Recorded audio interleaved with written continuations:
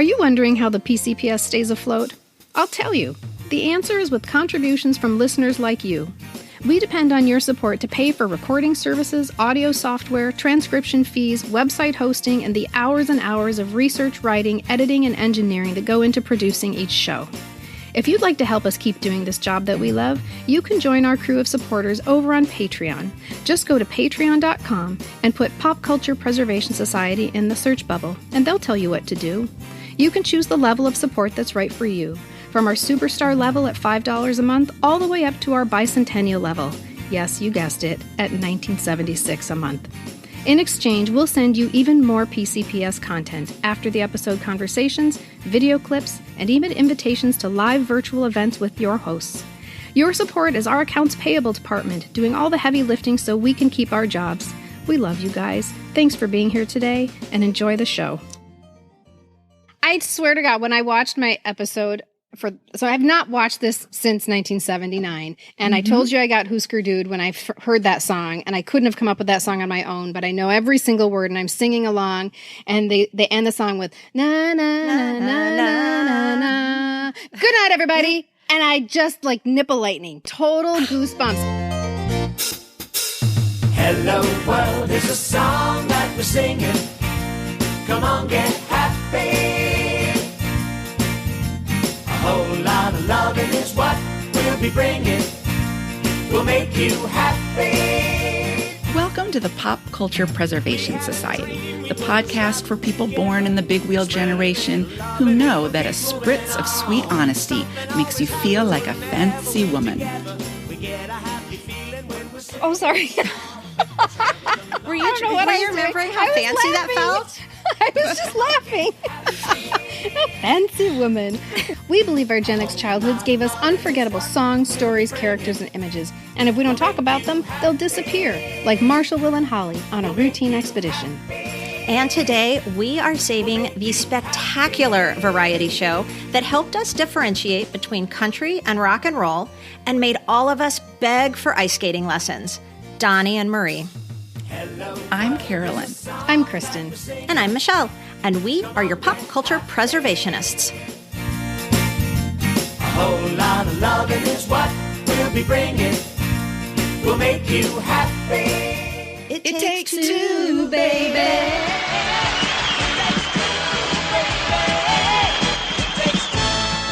You guys, I almost can't with this. I feel like listening to this, I feel like I'm going to cry.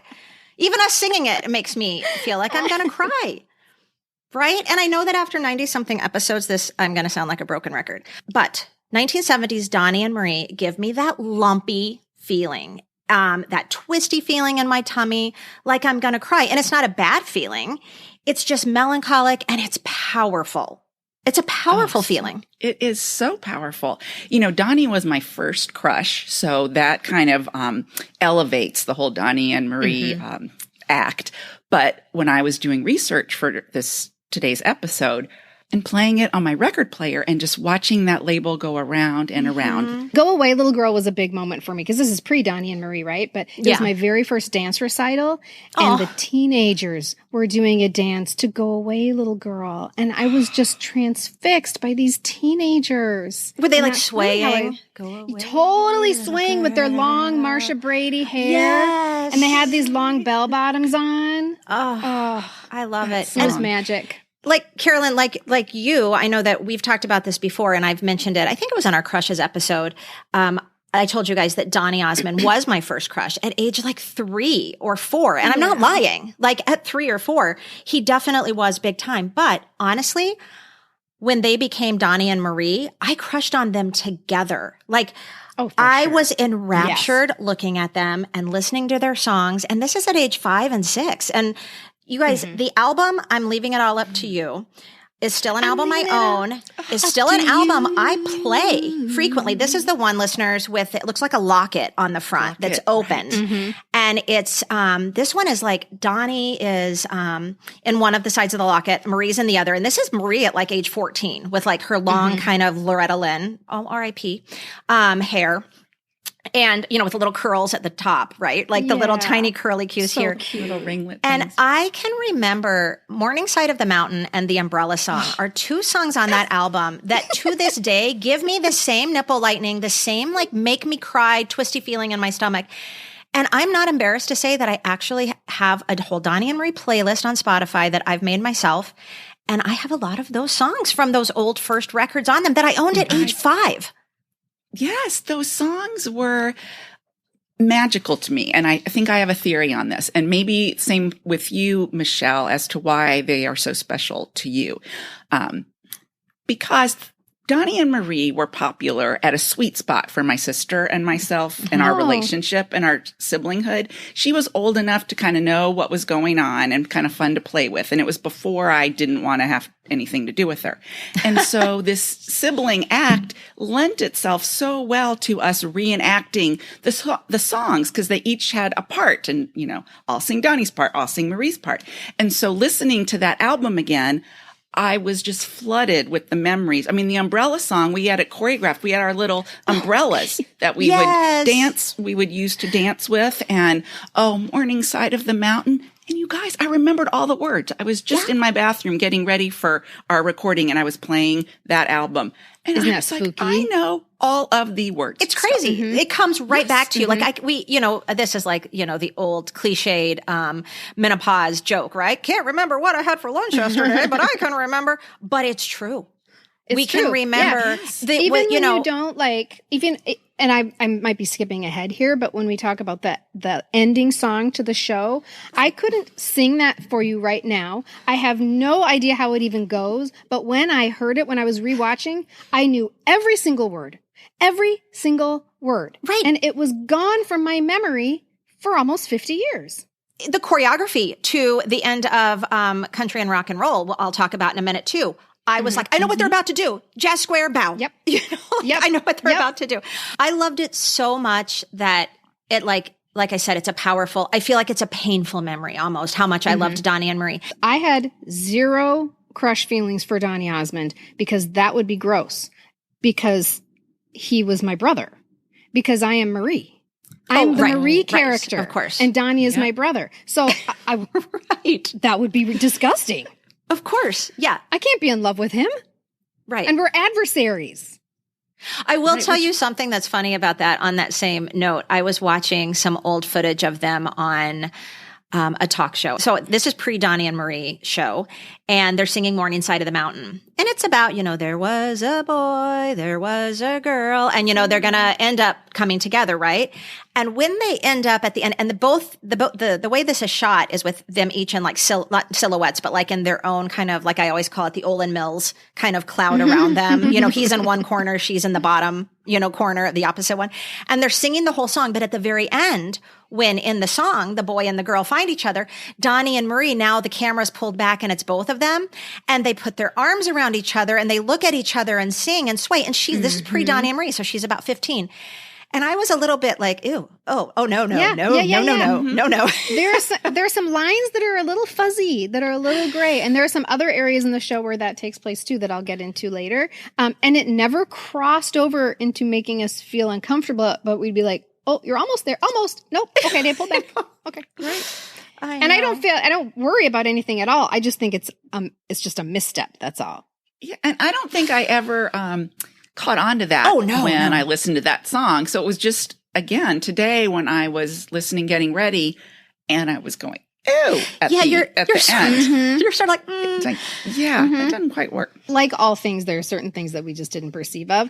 As you guys know, that when I was little, I was like a 35-year-old woman. And so I knew that Donny and Marie was cornball. I knew it was not cool in that sophisticated way, but I also felt very protective of it, as if they were my actual relatives. Sort of like, I can make fun of my mom, but you can't. Yeah. Right? And I will show up and I will support them and I will cheer them on every single week because they're nice kids. And I like that. I really like that. I also think it's funny that, Kristen, it's so true. You've said that before. I was a 35-year-old woman when I was a child, but now as a 54-year-old woman, you are a 10-year-old child. That's true. I'm going backwards. You're like Benjamin buttoning life a little bit. I am. But he lived on the morning side of the mountain.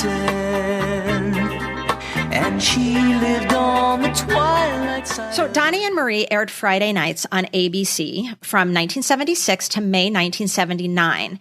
That's 78 episodes. And man, that is my sweet spot. I'm 6 years old to 10 years old. So I'm impressionable. And you know, when we talk about crushing on Donny, I just rewatching these, you guys, I'm crushing on them all over again because these are good years for Donny Osmond, right? Oh, yes, no they are. kidding. God, he's cute. He's so cute. Yes. The teeth, you guys, I know it's cliche to say that, and I know that that's the big joke and everything, but I just can't get over the teeth. Oh, he's so cute. They're so beautiful. He's not just cute, he's charming. Oh, he's so charming. But like I said, when I'm watching Donny and Marie from 1976 to 1979, I'm crushing on both of them. Also, let's not forget, this is overlapping my Scott Baio phase a little bit. So I've moved on, and now it's more like I'm crushing on both of them. But anyway, Donny and Marie were already super popular. Donny, because he was Donny Osmond. And Marie, if you remember, was one of the youngest singers to hit #1 on the Billboard country music charts with... Ladies? Paper roses. Beautiful. Oh, girls.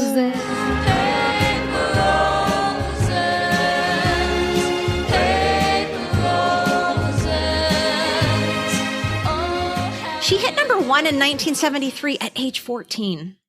That's kind of crazy. Wow. She was kind of pushed into that by mom, Olive. And you guys, you know that Marie's name is really Olive, right? It's Olive Marie Osmond. She's named after mother. Mother and father. Like I said before, they had also already, Donny and Marie had done a few albums together. I'm Leaving It All Up to You in 1974 and Make the World Go Away in 1975. Solid albums. Solid albums, everybody. Yes. Seriously. And they're both on Spotify. They were good friends of the Mike Douglas show. It's kind of like the Osmond brothers were on Andy Williams. Remember when they were little boys in the late 60s? They were always on his show.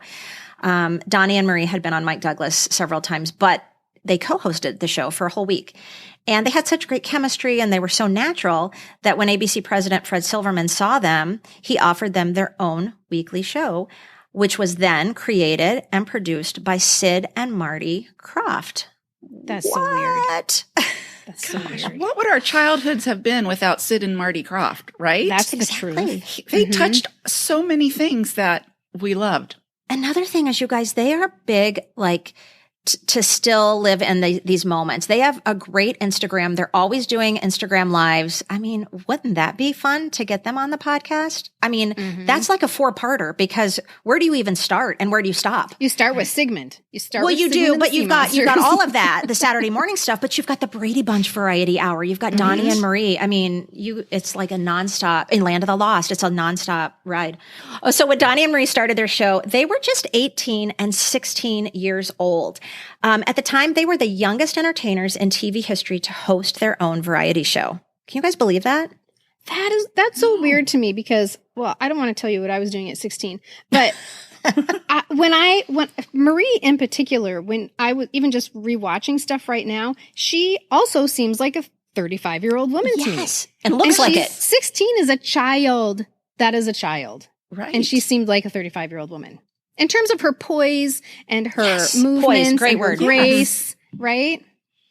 Yeah, I mean, that's exactly how I feel. Even her hairstyle, Yeah. just the way she carried herself, everything was, yes, like that of a 35-year-old woman.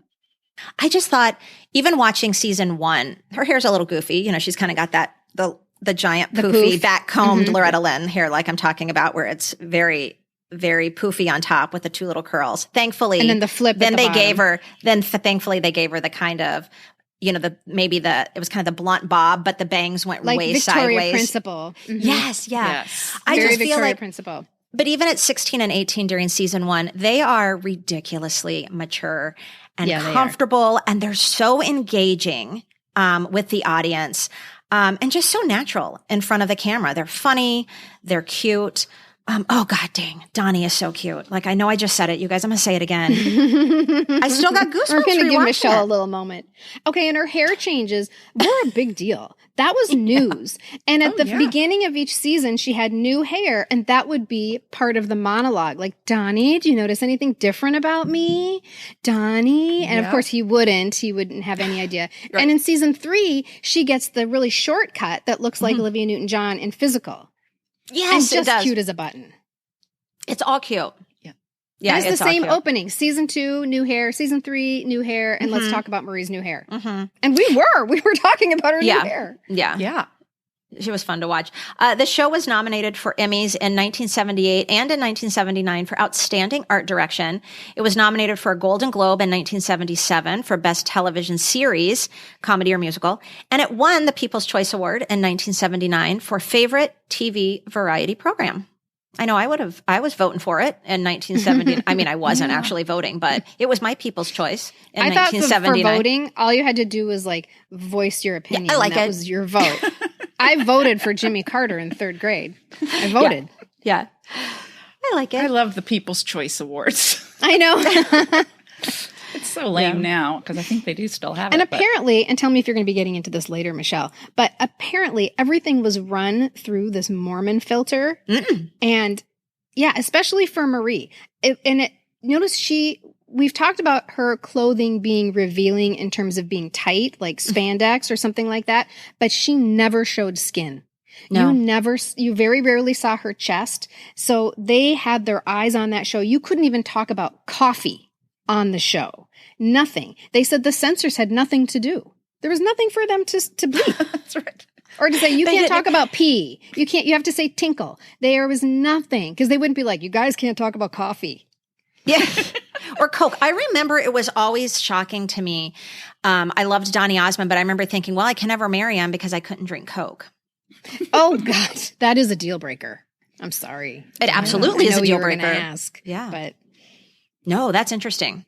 But when you know that, then you start analyzing her clothing through that filter. And her costuming is stunning. Did she have Bob Mackie also, the same as Cher? The season that they moved to Utah, they leave LA production, doing their production in LA and moved to the Osmond Studios in Utah. And that's when Marie turns 18. And that's when they decide they want to make her more adult-like, like a Mormon Cher. A Mormonized Cher, basically. That's where the Bob Mackie thing comes in. Yeah. Yes, because she does look like a Mormon Cher because you don't see any skin at all, but those gowns are just so stunning. Her costumes weren't that tight. Like even if she was wearing leggings, they really weren't. And she also often wore a lot of blousy tunics with the big sparkly tie. With a stripe. Yeah. Yeah, but also with the big like tie belt that kind of hung down low and then the tall boots. So her costumes were fantastic, but they were she wore a lot of long dresses.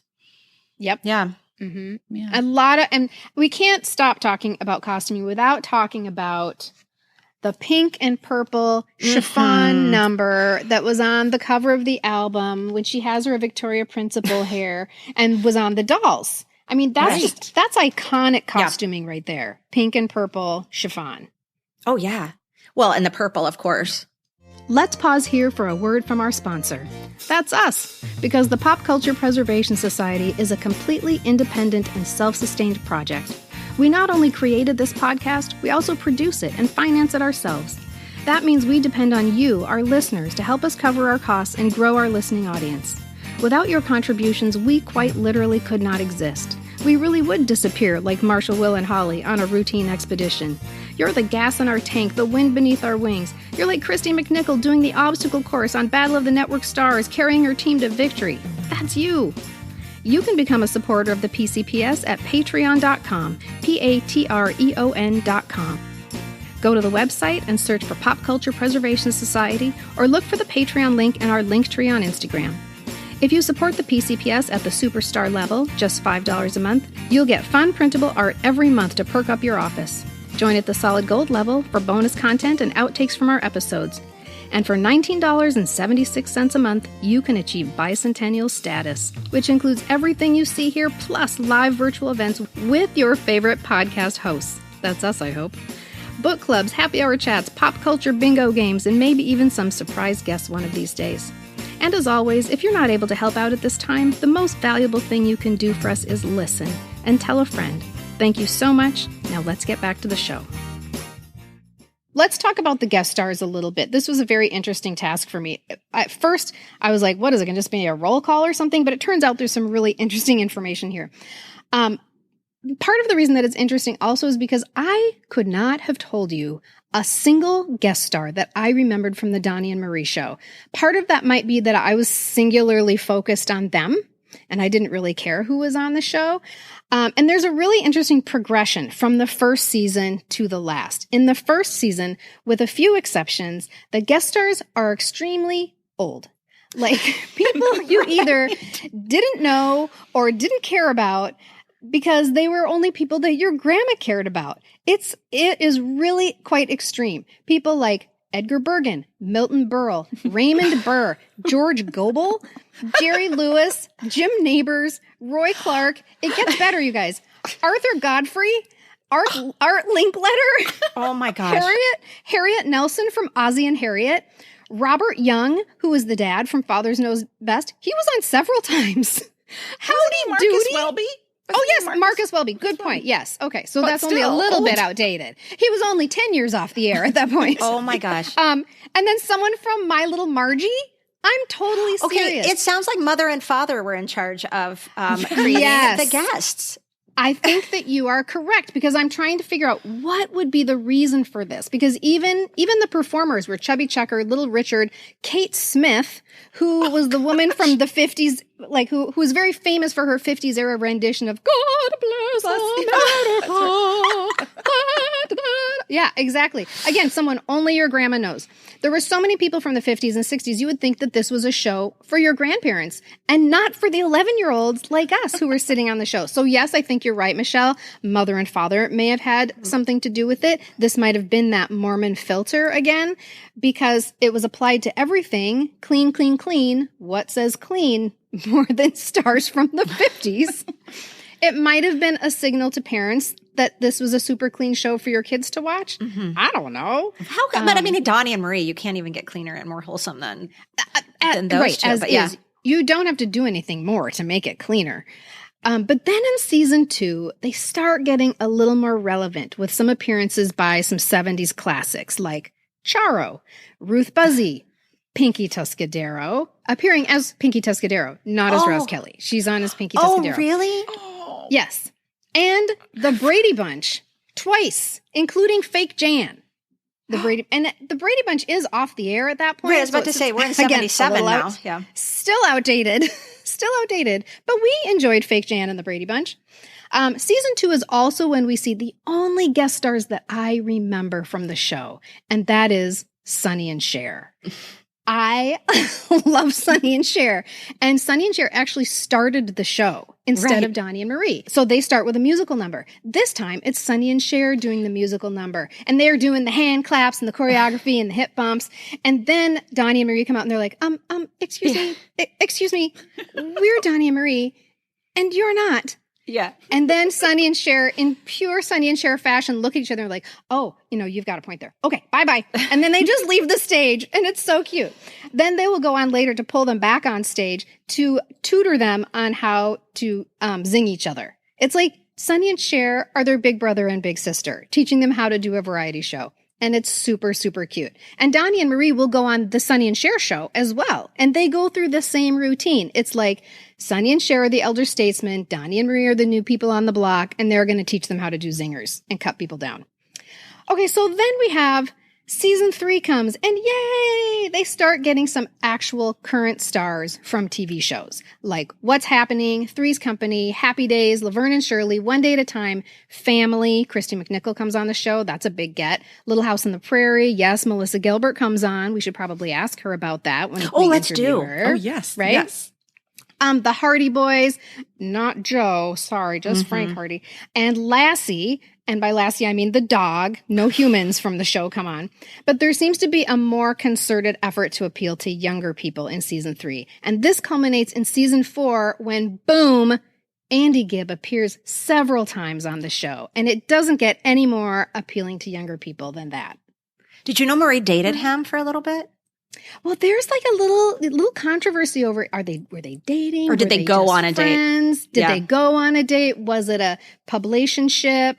Right? No, we don't. I think she talked about it recently on Watch What's Happening Live, as it was Erica talk. She addressed the Erica Estrada and the Andy Gibb dating. They were definitely close. Yeah, that is absolutely true. But they weren't Mormon, so that wasn't going to go very far. Oh, good point. Yeah. Paul Lynde and Ruth Buzzy were really considered regulars on the show. And as you guys know, I hate Paul Lynde. I can't stand him. And so I would probably go to the bathroom during those parts of it. Just to even it out, listeners, in case you're like, what? I love Paul Lynde. So we 50-50, take a team. Right. And he's classic Paul Lynde in a lot of the sketches. But I did read he didn't really want to do the show. ABC had to complete a contract they had with him. So he had to do X amount of hours left under his contract with ABC. So that's where they threw him. That's hilarious. It's like you have to go do like public service. You know how like, okay, I sentence you to 3 months of picking up trash on the highway. And for poor Paul Lynde, they're like, you know, we got this contract. I sentence you to 15 appearances on Donny and Marie. That's exactly and what I it don't was. think it's a good match. That is not a good match because he is not there. Maybe they thought they were balancing out the squeaky clean with his snark, but it just felt awkward to me. He didn't belong on that show. Yeah, I do have one other. None of the older people did. One I watched was Abe Vigoda. Right. I mean, yes, none of the older hell? people did, No. really, you know. I mean, what are they going to do? It Takes Two, baby. Yeah. Like Abe Vigoda's not going to do It Takes Two. I have one other person that I need to fill you in on, really you quick. guys. He was one of the 7 dwarfs in the episode I watched. Oh my God. I thought you were keep telling me going. that he was like in the Disney movie. Abe Vigoda was one of the 7 dwarfs. Oh, gosh. You have to wonder, did Abe Vigoda want to go on Donny and Marie and play a you know dwarf? what? I was, after watching a couple of episodes, I just missed the variety show. Where else is Abe Vigoda going to be a dwarf? I know. Well, I mean, and he was nowhere with else Lola could you do that. Falana. It was Abe Vigoda and Lola Falana. Oh, and Potsy and Ralph Malph, because it was Marie's 18th birthday. So this was the group. Yes. These were the 4 guest stars: Anson Williams, Donnie Most, Lola Falana, and Abe Vigoda. Where else are you going to get them? But you're right, Carolyn. There is no other context in which you would see all of those people together. And this begs the question, can you revive the variety show? And I think Donny, you can. Donny Osmond doesn't agree. Donny Osmond does not think that you can. And he says the reason is back then, everybody was really, really invested in simplicity and innocence. And we watched, and that's true. They were nice kids. So true. And that's why the 35-year-old me was like, yes, we got to support these good kids. He said, now that is not what attracts people. They want salaciousness. They want reality TV, and they want something that shocks them. So, and he said this in an interview in like 2015. Well, I would like to say, Donnie, we could have a salacious variety show. It doesn't have to be a squeaky clean variety show. I was choked. I mean, you know, because sometimes on Jimmy Fallon, you know, you'll get some star celebrity person playing a role. And I think that's really fun. So we don't have to make it all squeaky clean. It could have a little bit of to it. But just to get somebody like Taylor Swift acting with, I don't know, you know, doing something fun with Abe Vigoda. Is he still alive? Dead or not No, dead? no. So dead. So dead. Fish died. Okay. Fish died. Yeah. Okay, there's one other guest star that I have to bring up to you guys because this is just so bizarre. And that is Iron Eyes Cody. Does that mean anything to you? No. No, the looks on your faces are telling me no. I'll just tell you who Iron Eyes Cody is. Iron Eyes Cody is the actor famous for playing the native man with the tear rolling down his cheek when he sees the people in the station wagon litter out their car windows. And they had him on the show. He, as background, he starred in hundreds of movies and TVs. Westerns, and TVs, TV shows. Yeah, always playing the Native American person. 100% of the time. Okay, number 1, he was not Native. He was Italian. What? Though he insisted he was Native American. He even claimed membership in several tribes. But after he died, it was revealed that his parents were from Sicily. Well, he was a native Sicilian. So, you know, semantics, whatever. And even worse, he clung to this identity so hard that he gave the appearance of living as a native person by wearing his film wardrobe in his daily life, including Cody. a wig with braids. Oh my gosh. Yes, the wig with braids. I just got to say, I'm pissed, though. I'm really pissed that he tried to pass himself off as that's a gross. Native American. Because I believed it. So he was like pulling the wool over my eyes. And I don't like that, people. You cannot piss me more I off cried more. with that Indian. I cried. right? did That guy too. made us all cry. I And he did was from too. Sicily. Yeah. Okay. Let us Yeah. move on to more to lighter topics. Let's do. Yeah. Ironized so- Cody. History. History, kids. It's history. Why is he ironized? Anyway, No, iron eyes. Iron eyes. Eyes. Yes, his eyes were made Yes. of iron. It wasn't a verb. that was ironized. IRONIZED. I was like, No, did he no. put him through like an iron machine? No. I thought it was going to be Like some robot when oxidized. she I was first like said that. oxidized, ironized. I want to take us now through an episode of Donny and Marie in detail because Donny and Marie had pretty much a formula that they adhered to, which was so fun because we all knew what to expect each show. So they almost always started with their trademark silhouette opening. And you guys know what I'm talking about. One of them is looking sideways with no spotlight in the dark. The other one's all lit and they're singing directly to the camera. And it's something usually a cappella. They're staring into your soul. And then they're done with their line and they turn. And usually what they've done is has to be the opening of a jazzy song, but they have to slow it down because once they turn and the other one's in the dark and the other one's spotlit, after they each get one line, man, the camera pulls back, the lights switch on, and bam, it gets all jazzy. And it's Off like to step, the touch, races. step, Yeah. touch, spin and snap. Step, touch, spin and clap. And Jazz spin. Square. Yeah. Jazz Square. Okay, here we go. Listeners, I just want to stop right now. See, they're throwing out these terms, jazz square. I mean, I don't even know what that means. Snap and turn, or what I maybe Yeah. kind of know what that means. So many. I But mean, for you guys, the they were so in sync. They were so together. Their choreography Shockingly is together. unparalleled. Yes. It's so good. It's like they were the same person.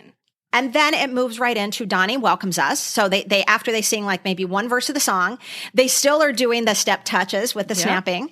And Donny welcomes us. Maybe then Marie says, "Our guests tonight are," and they say their guests, and then Ironized it's back Cody. to the and then it's back to the while they're singing. doing the snap. Yes. Oh, yeah, The step yeah. touches the whole time. Yeah, I they're wish you doing guys it the could whole see time. us. See, this is why we need to be on YouTube because right now, if I'm just listening We're to this in my step-touching. car or on my walk, everybody listening, you should see all three of us are just getting into it. But then after they say welcome and they say, here's our guests, man, it is right back into the chorus of the song and it's more into step, touch, grapevine, box step, spin. And then it's like jazz hands maybe. And it's just, Carolyn just rolled her eyes. Did you guys love that part where they're up on the stage? This is at the very beginning. Oh, they're up on the high. stage. They're way up high. Because they're looking over like, I won't even say it. But you couldn't wait to see their costumes. Yes. What are their costumes going to be this week? Oh, they're so good. They're always color coordinated and they're so shiny and sparkly. Donny always has a really pointy collar. Yes. So great. Always. But then, everybody take a deep breath because then Yep. they sometimes actually say something like, "Go, Ice Angels." Sometimes they say that, but you guys, this is what 6, 7, and 8-year-old Michelle waited for. The Ice Angels come skating out in gorgeous costumes that, of course, coordinate with Donny and Marie. And they skate and they twirl on a rink the size of, like, I don't know, a coffee table. But they're like is so small. skating. That's And then there's true. an overhead camera and the Ice was my Angels get in a favorite circle part. and their arms and their legs are going in and out. You look like you're looking through a kaleidoscope of Ice Angels. Yes, it's amazing. And it's stunning. And then Donny and Marie skate out to join them. That's the best part. They could skate. They could skate. They jump skating up out. sometimes. They Yes. actually leap and jump. Where And she did they can learn stop. to skate? In Utah. I know. Yeah, Utah, obviously. Yeah. That Outdoor rinks. Oh, I suppose. and my sister. Oh, they twirl, they spin, they they do it twirl. all. Sometimes Donny does like a pratfall, like he's gonna fall, but he doesn't, and he does like. And then remember when Donny would come out super fast and he'd do that slide cool stop, like stop. the hockey players do, that where you go. Yep. And a little ice See goes again. up. We are losing a lot of effectiveness by not being on video right now. Everybody listening, imagine I'm going and I'm turning my ow. That just hurt my I neck. thought you were going to say we're I'm losing turning a my lot of body people sideways. right now. Well, that too, probably. But I'm turning sideways, and both of my skates are going parallel, and a little spray of ice. Yeah, is it's coming just like right. shaved up into your screen. And that part was the ice skating was one of my favorite parts to recreate with my sister. But we would put our socks Yes. on, and the only two places in our house that had like tile were our front foyer and our kitchen.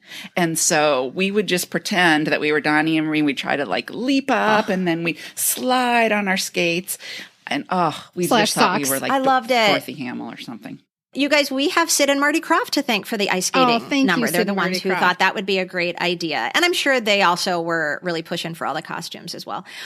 So then Donny and Marie skate forward. They go into their opening chat, which was really just them throwing cute barbs and zingers at each other. And it's a super fun and adorable brother and sister way. And you guys, this was intended. So I read that it was Sid and Marty Croft, again, that are responsible for using Donny and Marie's natural chemistry, applying it to that age-old comedy formula of straight man and the dummy, like where Marie is always the wisecracking, spunky, and adorable one who's constantly making Donny the butt of her corny jokes. But they were great in these roles. Yes, like they were such good sports about it. They were natural comedians. Donny was a pro at taking the jokes that were thrown at him at his expense because he would just laugh them off. And Marie was just so funny and cute, and she was slightly devilish a little bit at the barbs she would give him. And he I would loved that say, part. "Cute, Loved Marie. it. Cute." Yeah, real cute. Cute. Real cute. Marie. Real cute. Okay, and this is the Yeah. same formula that was used in Sonny and Cher because Cher was the one who threw the barbs and Sonny was the one who was like, "Cute, Cher." And so that's why Donny was like, when Marie starts throwing barbs at him, he's like, "Hey, Sonny, will you come back out here and give me a hand?" Can I just say something about that? Because I never felt bad for Donny. I always thought that was really cute. I always felt really bad for Sonny. Oh, you did? I did. I thought she was mean to him. I really did. I did. Maybe after the divorce, Well, yeah. Or something. I just thought she picked on him for being Backstage. short. And Yeah, I just that's thought, not he fair. can't help that he's short. But I always thought that the Marie and Donny thing was kind of funny. Yeah, because you take one look at Donny and you're like, nothing doing can fine. penetrate this armor of gorgeousness. I always kind of loved how he played the role of being kind of self-involved. Like he played Yes, that he really did. well. And maybe he really was in real life. I think there's a little touch of truth to that he's a little bit self-important. But I loved it when she would get him to smile, that megawatt smile after she'd get done a really big put down, and he would just kind of roll his eyes and he'd just go, "Sing, Marie." Yes, He would always go, right. "Sing, Marie." So then this little chat ends with them finishing the song that they started with. It kind of I'm comes full snapping now circle. 'cause we're The gonna Ice sing. Angels come back out. And now at the end, they get to skate with the Ice Angels, and it almost always involved them grabbing hands with the Ice Angels in a giant circle and skating in one big circle. And you guys, I can remember always trying to see who the Ice Angel was who was holding Donny's hand and Marie's hand. Cause I was like, they're so lucky. Which one is it? Can you imagine if you're like, and then, Amber, you're going to grab Donny's hand when he skates in. Can you imagine how Amber must have felt like, oh, what? Really? Amber would go home and tell her loved roommate, it. "Today was the day. I got to hold Donny's hand." So great. And I just felt, I guess that was the perk for being an ice angel, because I kind of felt bad for the ice angels. I thought, you didn't grow up thinking I'm going to be an ice angel as an ice skater. You probably wanted to be in the Olympics or, Oh no, I'm taking Ice or an Angel. ice-capade. I'm definitely taking you Ice think- Angel. Oh, yes. Oh, okay. For sure. 100%. I'm taking Ice Angel over a gold Absolutely. medal any Screw day. that gold medal.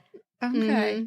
Or being in Disney on Ice. I want to be an Ice Angel, because don't forget, the Ice Angels always got to come out in the final skit, which we'll talk about in a minute. They were always the ensemble people in the that's back. true. They're all the dancers. Plus, they get to look be at in all the their back. friends. All their friends they get to skate with. It's so much more fun than the Olympics, where you're competing against people and you're just by yourself and your mom and your mean coach.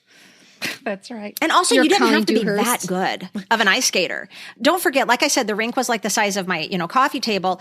All you could really do are crossovers on your Yes. skate. And then they always did the kick line. yes. They did the big kick skill. But it absolutely does. I couldn't do it, but I'm just saying that probably is something, if you're an ice skater, you learn by the time you're 12. Okay, you guys, to do, how many people something like out that. there right now were Ice Angels?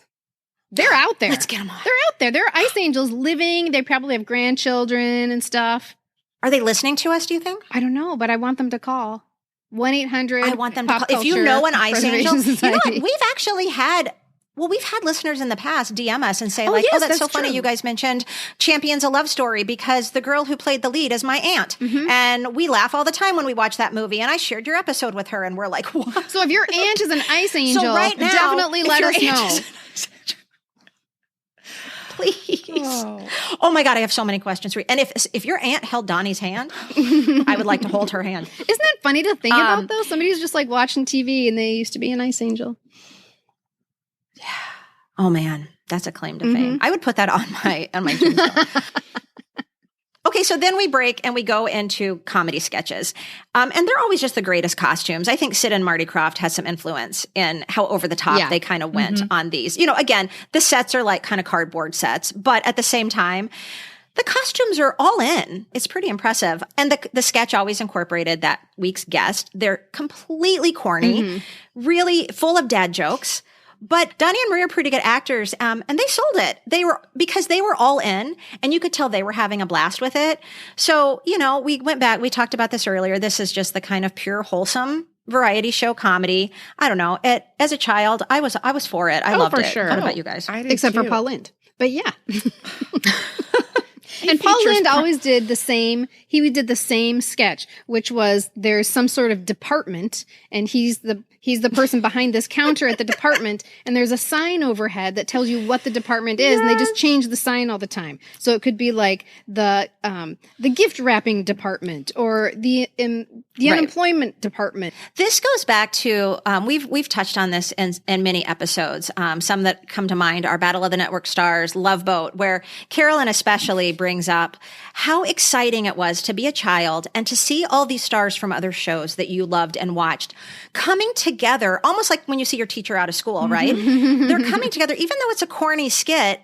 There is, you know, Parker Stevenson, or there is Andy Gibb, or Abe Vigoda, but they're in a costume, a silly costume, and they're not the character that you know them as. But this is what was thrilling about variety shows, and if, you know, the Donny and Marie. You see these silly sketches, but it's all of these stars like out of school almost. But sometimes that was really uncomfortable because you might have somebody from a dramatic show in a comedy sketch, and I'm just like, oh, be careful. Like, I don't want to feel bad for them. Like, I'm sorry, I can't watch the Andy Gibb sketches. I don't want to. Yeah. I just, not that he's not bad, but he's not comfortable. And I want people to be comfortable. Right. Yeah. No, I agree. Probably, I would say the most famous bit of Donny and Marie was the I'm a little bit country, I'm a little bit rock and roll part, which set up the week's concert spot, which is what they called it, that showcased Donny and Marie singing like a minute or two of 2 country songs and then 2 rock and roll songs. And I feel like that's probably, when you ask most people a memory of Donny and Marie show, the first thing that comes to their mind is, I'm a little bit country, and I'm a little bit rock and roll. I'm a little bit of Memphis and Nashville with a little bit of Motown in my soul. I don't know if it's good or bad, but I know I love it so. I'm a little bit country, and I'm a little bit rock and roll. It was so, I mean, iconic. And like you said, if you asked anybody, what do you remember from the Donny and Marie show, that would be what they remembered. They would start singing that. I mean, for beyond sure. even like, they would just start singing it if you asked them. And guys, girls, it didn't matter. Yes. Everybody knew it. And I think I've shared this before, but I took Andy to a sorority party when we were in college, and the theme of the party was opposites attract. And I dressed as a little bit country, and Andy was a little bit rock and roll, and everybody knew who we were. Everybody it's gets one it. of the most brilliant costume Yes. ideas, Carolyn, I've ever Yes, heard it of. is. I love it It's so so good. much. I love it. Thank you. Thank you. I was always 100% team rock and roll. Even though I was the Marie character in this scenario, I always thought her songs were a snooze fest. So I was Donny all the way because I really did think this was a team sport. You had to choose. That's how they presented it to us. I did not think this was you had to choose. It's true. Right. You couldn't like both. It couldn't be both and. It had to be either or. It really did. And surprisingly, I was Team Marie all the way because I thought she was so sweet. And even though her songs, I will agree with you, were a little bit of a snooze fest, I loved to then pretend to be Marie. And that was just easy to just like kind of sway. And she always just had the prettiest costume. And usually by country and rock and roll part, they've changed her hair. So usually she has a new hairdo when she comes out. And then do you guys remember? Oh, I had forgotten all about this until this past weekend when I was rewatching some. The very end, they get back together and they do at the very end goes, rock and roll. And they're doing this, rock and roll. Rock and roll. And then they go, sorry, Carolyn, but they do this little cross box step and they go, ba-ba-ba-ba-da-da, boom. And then the drop from the waist bow where just the hands go straight down with the mic and they stay down for they stay down for a long time. Could that be our bow, though? Just real quick, when we do take our show on the road, when we all... Oh, absolutely. Because Carolyn, you said you already know it. So, like, when we finish a song, every song should be the Donny and Marie country rock and roll ending. Da, da, da, da, da, da. And then we all just drop. Boom. Bow. Okay, here's the other thing that I wanted to point out, which I did not pick up on when I was a kid. These songs were not country. No, They're just no. ballads. They're just ballads, ballads. But they're in no way country. And I wish to God I could come up with a single title right now. Maybe I have some in my notes someplace. But I'm like, no, that's not country. No, that's not country. So when They I were would play snowing it, us. I remember in my mind, this is how the song always goes. When he goes, and I'm a little bit rock and roll, my sister Marie. And then it goes right into paper roses, paper roses. That's so she must have sang it at least once. But I think they say country and rock and roll because when Marie Osmond first got her start at age 14 or 13, Paper Roses was considered a country hit. And that's actually the direction they were thinking she was going to go in, was country music. Like, this is going to be a different Osmond direction. And so maybe that's then how I'm a little bit country came about. Also, it's just a cute idea. It was a cute idea. I mean, and you can't do, I'm a little bit ballad and I'm a little bit faster music, right? You can't, that doesn't work. I want to go back to the duet part because I had some discoveries during the duet part as well that were, again, not something you would perceive as a kid, but as an adult, I'm like, oh, no. Yeah. And so when a male performer was the guest, then he would generally duet with Marie. Correct. And now when I'm watching it, it's a little creepy because she's a teenager. She's a teenager. It's like Chris Christopherson is this big, hairy 40-year-old and Rita Coolidge is in the wings.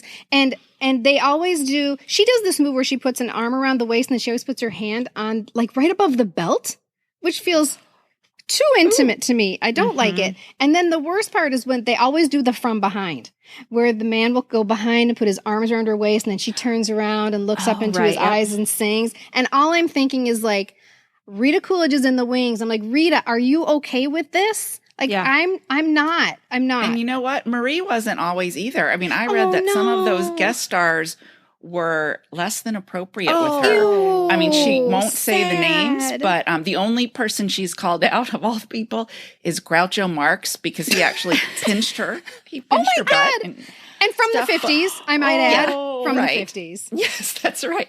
But he pinched the butt of a teenage girl. Yes.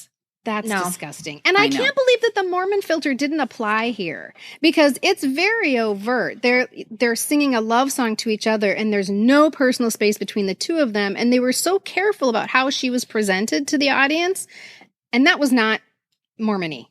I don't think the Mormons would approve. No, it's super cringy. Yeah. Totally. So then it was, then the show was over and Donny and Marie, usually still in their costumes from their last sketch, would kind of walk, quietly up to the front and they would sing their beautiful trademark closing song that's so pure, written by their brother Alan. And that's May Tomorrow Be a Perfect Day. We all know it, right? May tomorrow be a perfect day. May you find love and laughter. Okay, we're going to definitely put that in there. Yeah. But then my favorite is that at the end, by this time, they have their arms around each other. And then at the end, good night, everybody. And they each hold up on opposite sides. You guys, I swear to God, when I watched my episode so I've not watched this since 1979. And I told you I got Husker Dude when I heard that song. And I couldn't have come up with that song on my own, but I know every single word and I'm singing along. And they end the song with na, na, na, na, na, na, na. Good night, everybody. And I just like nipple lightning, total goosebumps. May tomorrow be a perfect day. May you find love and laughter along the way. May God keep you in his tender care till he brings us together again. Good night, everybody. So we each watched an episode for our homework this week, and we really want to take you guys listening through them quickly, hitting the highlights, because we think that there's a lot of you out there who might remember these exact episodes. Unfortunately, we are a little bit short on time, unless you guys want to hang around with us for another, 45 minutes, hour. So I think what we might do is we might put these specific episodes over on our Patreon page for our patrons, and for all the levels of our patrons, to listen to over there. Do you guys think that's a good idea? Woohoo! Awesome. You guys can't see it, but they're like throwing confetti and they're super excited. Yeah. So let's get on to another one of our very favorite segments in our episodes, and that is Carolyn's Rabbit Hole.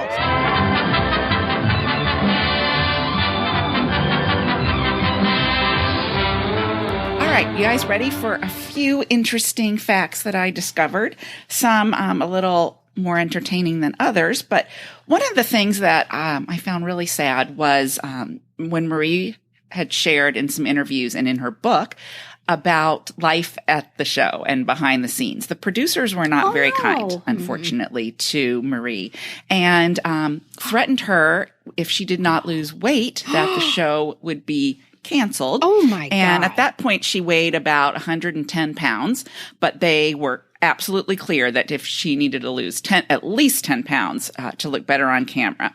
And one of the producers basically said to her, you're going to be out of work because you just can't keep food out of your mouth. You guys, this is I the know. era It of was- Karen Carpenter going through all of this. This is Yes, it awful. is. Well, and she talks about that And because think she about said, that. Sorry, go ahead. No.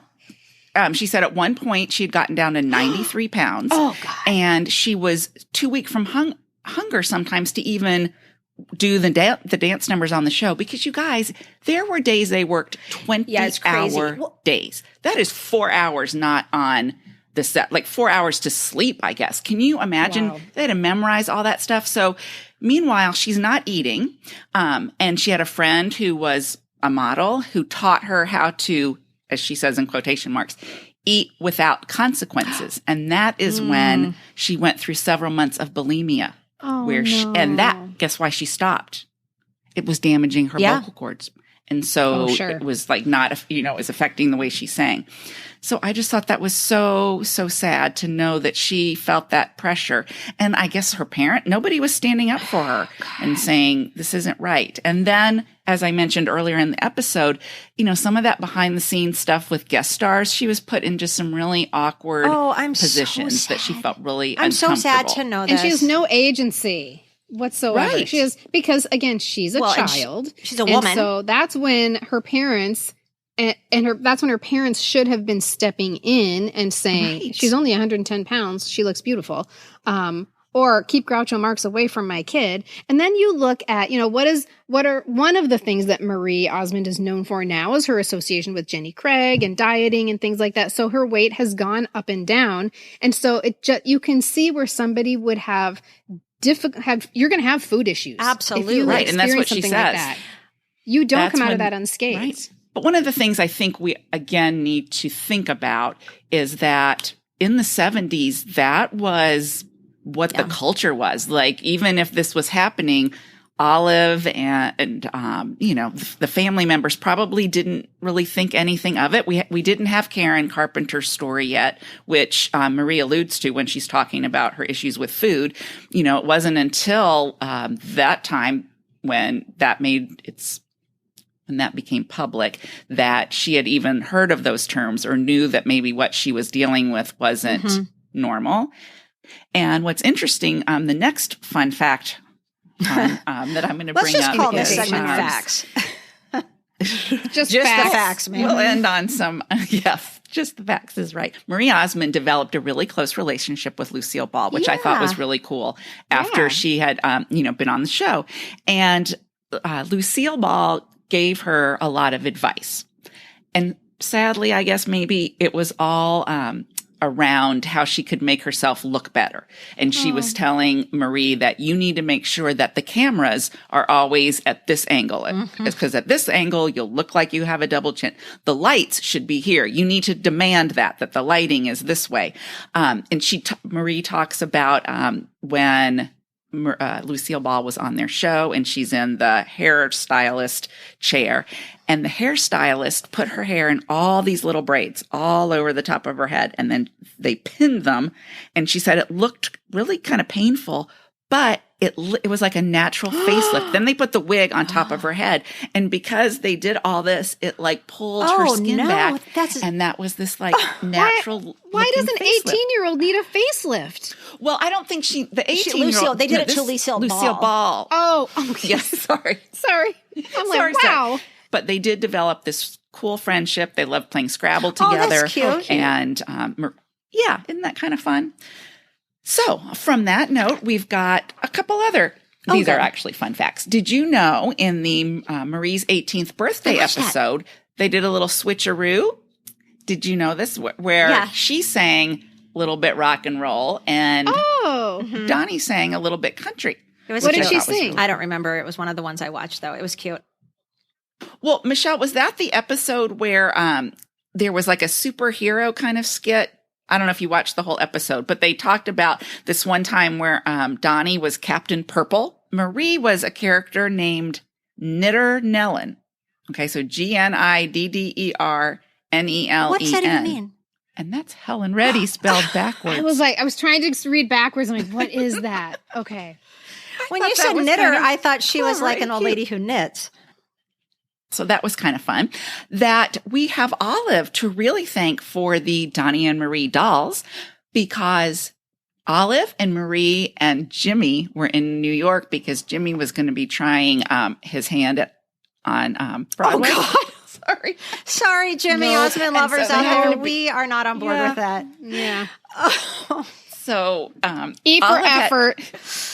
Olive had a little downtime, and she found out that Mattel was having a trade show nearby wherever Jimmy was auditioning. And so she went up to someone there and said, I think you should think about putting Donnie and Marie's heads on Barbie bodies.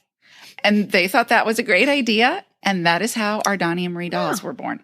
And that's how the pink and purple chiffon outfits become iconic. Yes, yes. And we'll go from there to just say, oh my gosh, Donny and Marie, when it comes to merchandise, I'm not sure anyone can beat the merchandise that you could find Donny and Marie on. We had, of course, the dolls, as we just said. We had record players. We had Donny and Marie color forms, ladies and gentlemen. If anyone has any of those, they're worth a lot of money. This one, I can't even. They had string puppets, like marionettes of Oh, God, I don't think I want that either. That's for when Milton Berle is on the show. Or Edgar Bergen. I'm sorry, I just thought I'd love to see those, though. You know what? I'm gonna Google some of these, and maybe we'll do an Instagram post this week that's a slideshow or a reel that's all Donny and Marie merch. Wouldn't that be kind of fun, you guys? Oh, yeah, that would be, because that's where I kind of saw some of this stuff. We had paper dolls, which I am actually the owner of. Oh, I'm so jealous. I want those. Donny and Marie paper dolls. They were Halloween costumes, coloring books, a variety of lunch boxes. We had more than just your tin. I'm pretty sure I boxes. had one. I had the vinyl one, I think. All these memories came flashing back when I saw this. We had a store called TG&Y, which was like a 5 and dime store. And there was like an aisle that would have kind of those plastic shrink wrapped-y kind of toys. Like you could maybe find, some accessories for your baby doll, like a bottle or whatever. And they had this Donny and Marie wristwatch and key set. And it was like fake keys. Like, if you were going to play like house when you were little, or you're going to pretend you had a car, it was like a little wallet with these like 5 or 6 silver plastic keys hanging off of it. So, and then they had Donny and Marie's picture on the outside of this wallet. And then they had a wristwatch in there that had their picture on the face of the wristwatch. But I just remember having toys like that made me feel like I was an adult. Like the wallet that had the like the fake driver's license in it, and the fake credit cards. That's so funny. We're playing house, so we're pretending we're adults, but we have a watch with Donny and Marie on it. Yeah, right.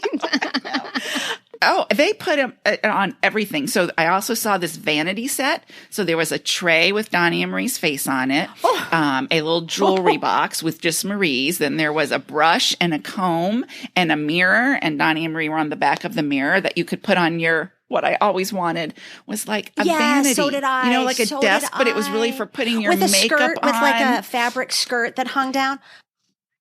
And Tiger Beat even published a magazine just called Donny and Marie. So you said they had a column in the one issue of Tiger Beat. Then they went on to have the magazine, my magazine that was just all Donny and Marie stuff. Totally dedicated to them. I don't know that a whole lot of other people had that.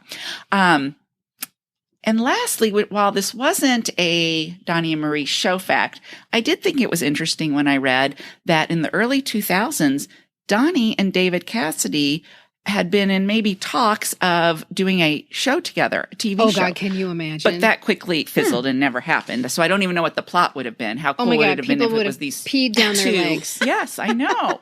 It's too much. So I did think that was all some fun, extra information. And I actually have a fun fact that I uncovered that I wanted to wait and see if you uncovered it. Do you guys remember the film Goin' Coconuts from 1978? Oh, yes. You do? Oh, yes. I wow, do. because it was a critical and commercial flop. But good. I have the album. Yeah, it didn't I have last the very album, long. the Goin' Coconuts album I have right behind me. But anyway.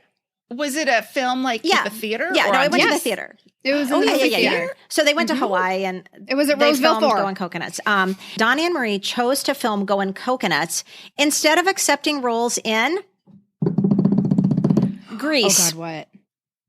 Grease. Oh, that's Which right. I was forgot being to say filmed about at the Marie. same time. Marie was to play Sandy. Donny was to be the teen angel.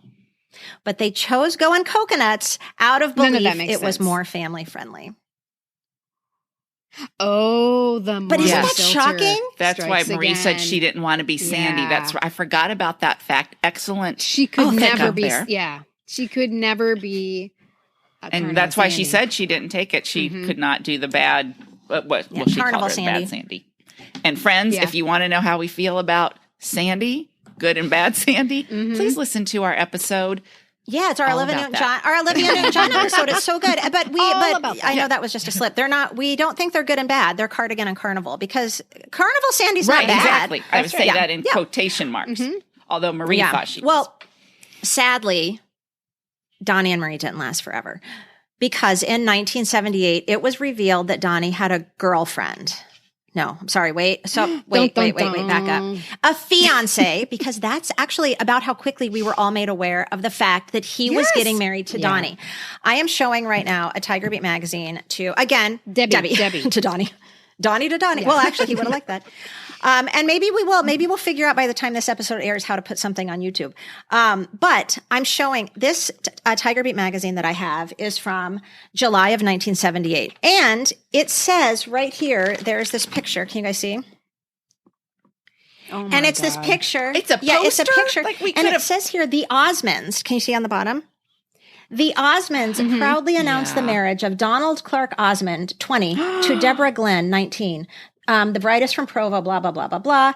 For more news on the engagement, see Donny and Marie's column on page 90. Now, wait, did you just hear what I said? For more news on their engagement? But then the next sentence says, the entire Tiger Beat staff congratulates Donny and Marie and wishes them nothing but happiness in their married life. Because this was from July 1978. Donny and Debbie announced their engagement on April 24th. Their wedding was May 8th.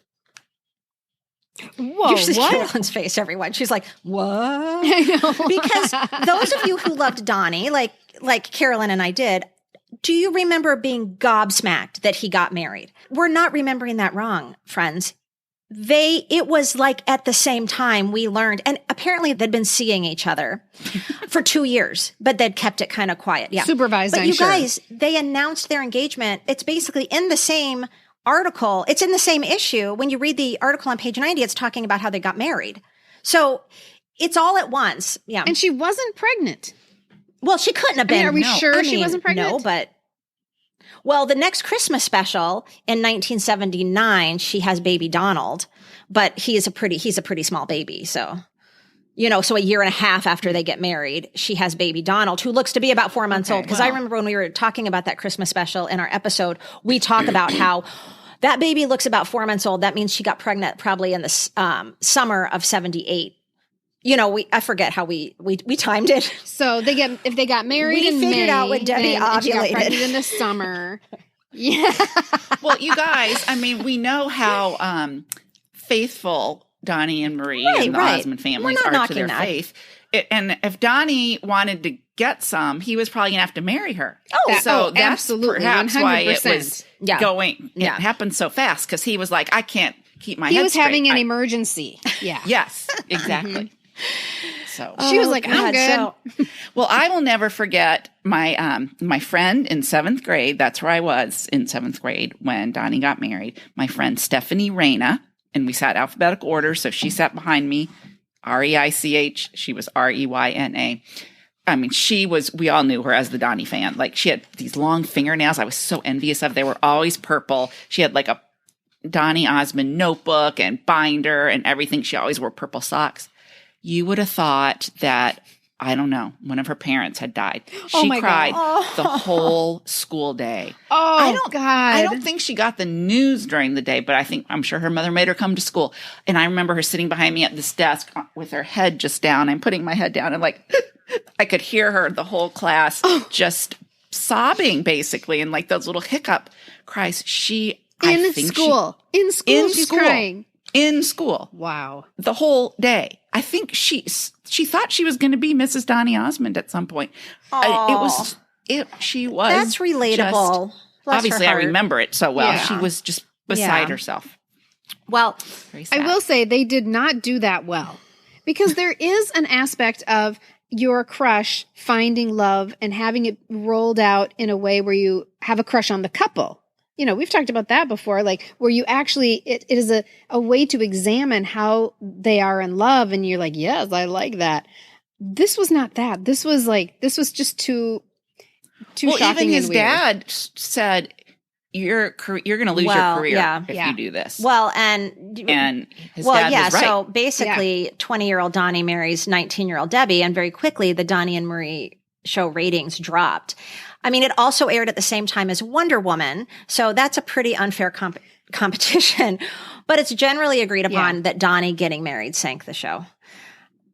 Wow. And he's 20 years old. I mean, that's amazing on so many different facets. But yeah, they went on to keep performing, as we know, in family specials and a short-lived but fun talk show in the late 90s. I remember watching that and being really excited when that came back on.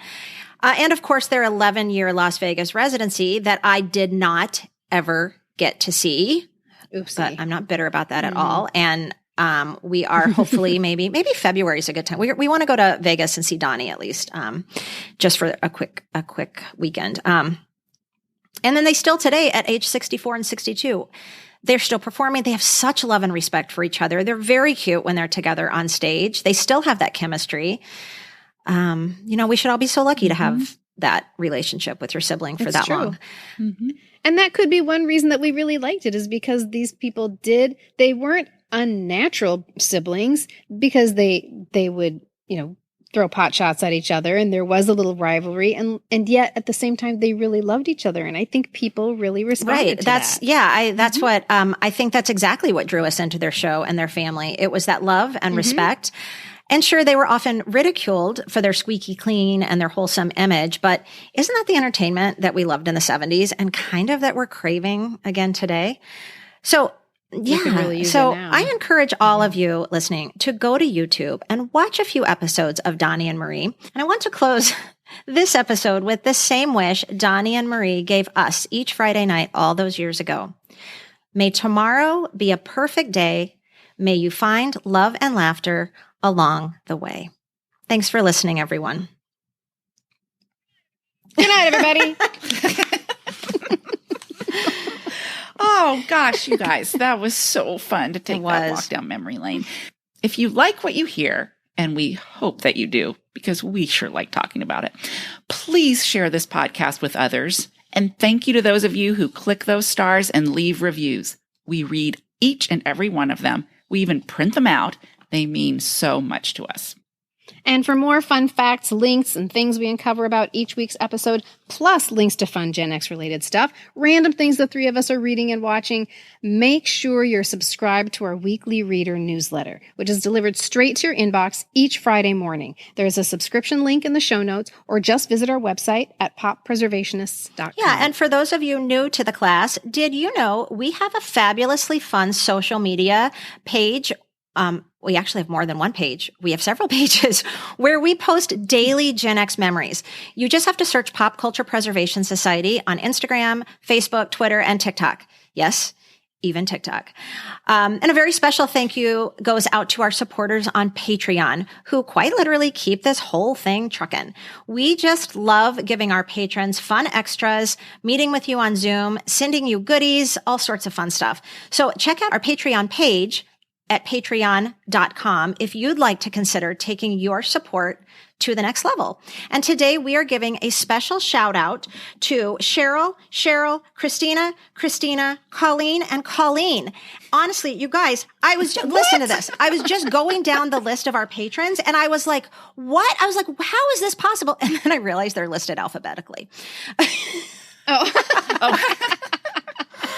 I don't want to just say Cheryl once and then all the 2 or 3 Cheryls out there going, oh, I wonder if that's me. No. Cheryl, Christina, Colleen, and Colleen. Yeah. So thank you so much for supporting us. We really appreciate it. In the meantime, let's raise our glasses for a toast, courtesy of the Cast of Three's Company. To good times. To happy days. To Little House on the Prairie. Cheers. Cheers. The information, opinions, and comments expressed on the Pop Culture Preservation Society podcast belong solely to Carolyn, the Crushologist, and Hello Newman, and are in no way representative of our employers or affiliates. And though we truly believe we are always right, there is always a first time. The PCPS is written, produced, and recorded in Minneapolis, Minnesota, home of the fictional WJM Studios and our beloved Mary Richards. Nanu, keep on trucking, and may the force be with you. Love and it will keep moving on. Something always happens when